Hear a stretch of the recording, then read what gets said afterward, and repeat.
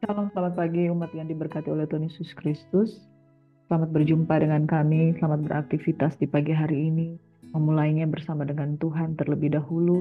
Duduk di kaki Tuhan dan mendengarkan sabda firman Tuhan. Sebelumnya mari kita satu di dalam doa. Terima kasih Bapa di surga. Kiranya Engkau memenuhi hati kami dengan ucapan syukur. Apapun yang akan kami hadapi pada hari ini, kami percaya tangan kuat Tuhan akan memegang kami. Kami tidak mampu untuk berjalan sendiri, tapi biarlah dalam pertolongan Tuhan, kasih-Mu menuntun kami langkah demi langkah, sehingga kami tidak jatuh sampai tergeletak. Bapa di surga, kuatkan dan teguhkan hati kami, juga di dalam nama Tuhan kami Yesus Kristus, kami percaya Engkau Tuhan, Bapa yang senantiasa memberkati kehidupan kami.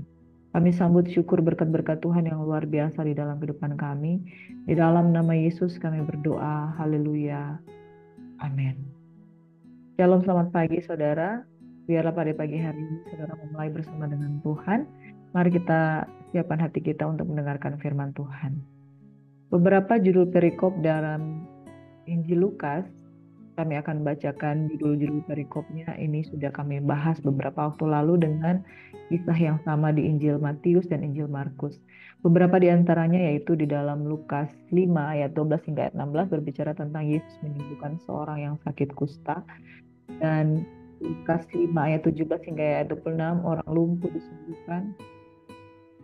Ayat 27 hingga 32 tentang Lewi pemungut cukai yang mengikuti Yesus yaitu Matius, juga perihal hal berpuasa di ayat 33 hingga 39.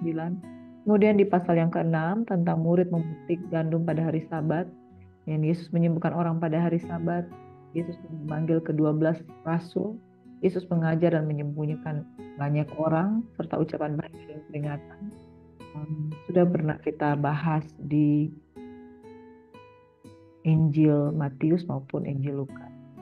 Oleh sebab itu, saudara, perkenanlah kita akan membacakan ayat-ayat yang selanjutnya dari Lukas 6 ayat 27 hingga ayat 36. Firman Tuhan berkata, "Tetapi kepada kamu yang mendengarkan aku berkata, kasihilah musuhmu, berbuatlah baik kepada orang yang membenci kamu. Mintalah berkat bagi orang yang mengutuk kamu. Berdoalah bagi orang yang mencaci kamu. Barang siapa menampar pipimu yang satu, berikanlah juga kepadanya pipimu yang lain. Dan barang siapa mengambil jubahmu, berikan juga ia mengambil bajumu. Berikanlah kepada setiap orang yang meminta kepadamu dan jangan meminta kembali kepada orang yang mengambil kepunyaanmu.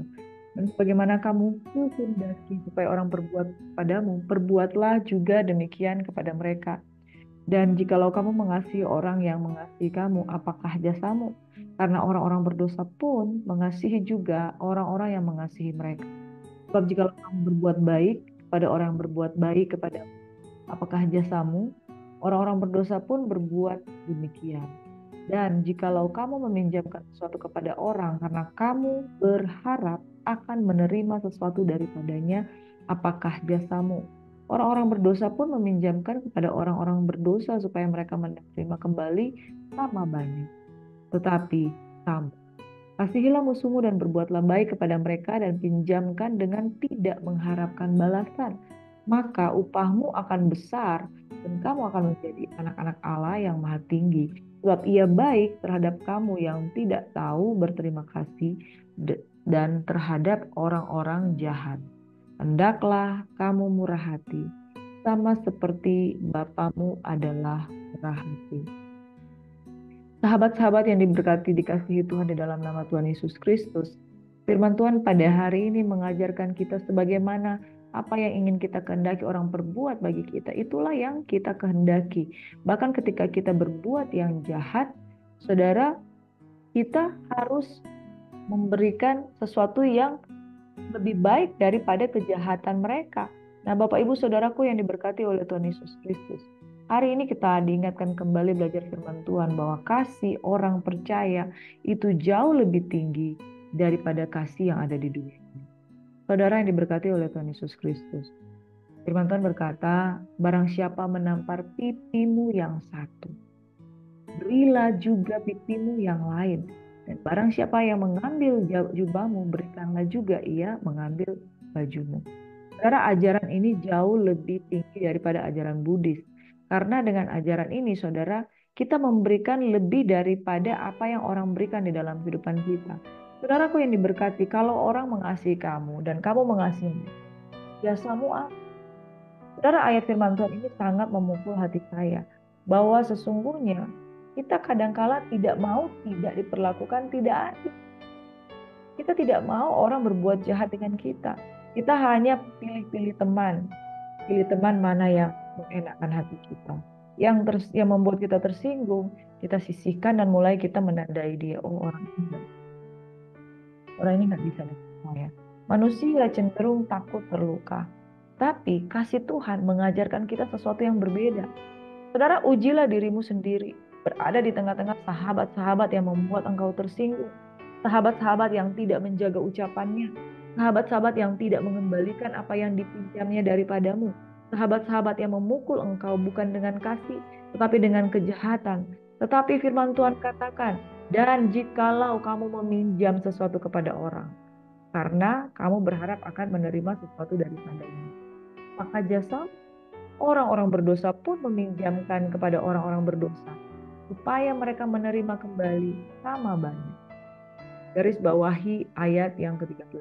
Tetapi kamu, saudara, Tuhan memerintahkan kita sesuatu hal yang bertolak belakang dengan apa yang dunia biasa lakukan. Coba renungkan pada pagi hari ini. Kebiasaan kita adalah kita berbuat baik kepada orang yang baik. Kebiasaan kita bergaul dengan orang yang sejajar dengan kita. Orang yang sama baiknya dengan kita. Kalau kita mendapati orang ini kalau pinjam uang suka nggak mengembalikan, pasti kita langsung menaruh batasan dengan mereka.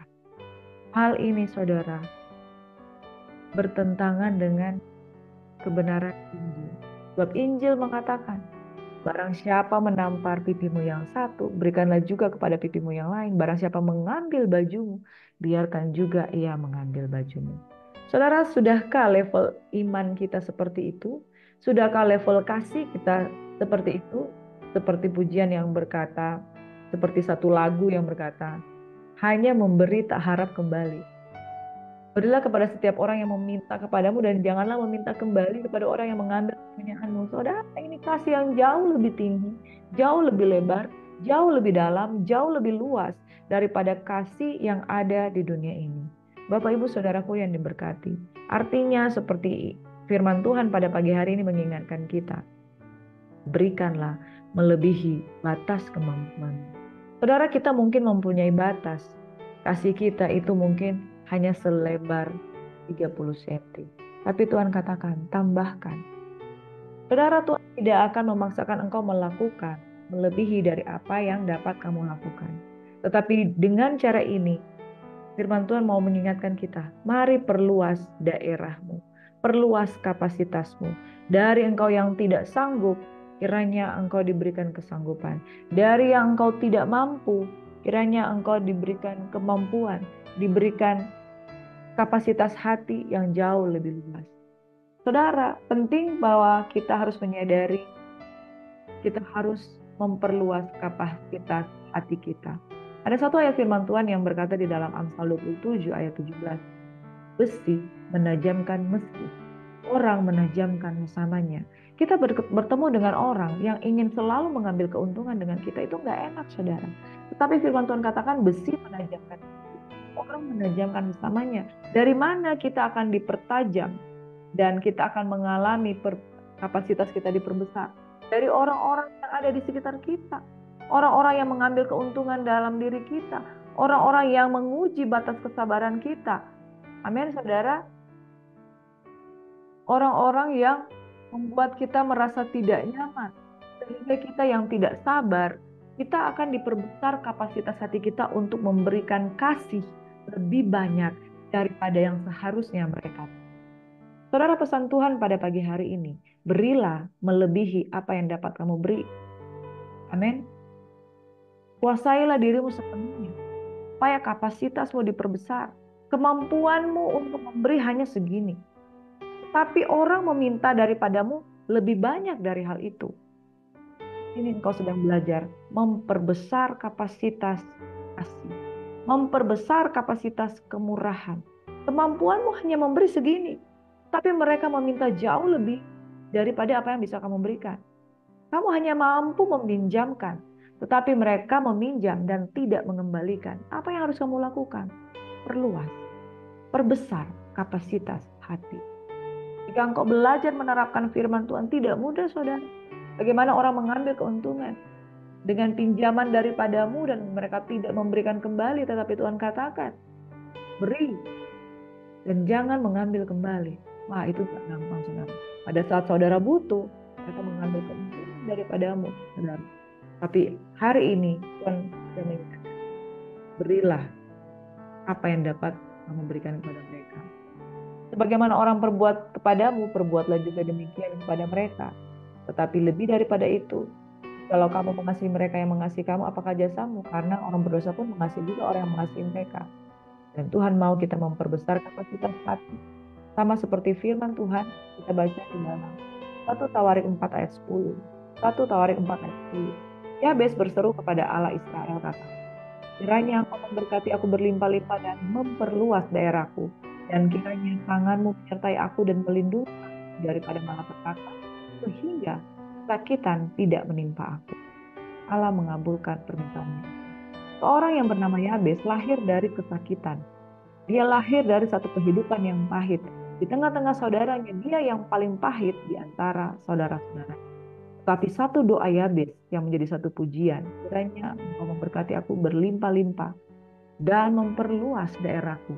Dan kiranya tanganmu menyertai aku dan melindungi aku dari malapetaka, sehingga kesakitan tidak menimpa aku, dan Allah mengabulkan permintaannya itu. Seorang yang bernama Yabes lahir dari sebuah kesakitan. Tetapi dia minta supaya Allah memberikan kasih yang berlimpah-limpah, berkat yang berlimpah-limpah, memperluas daerahnya.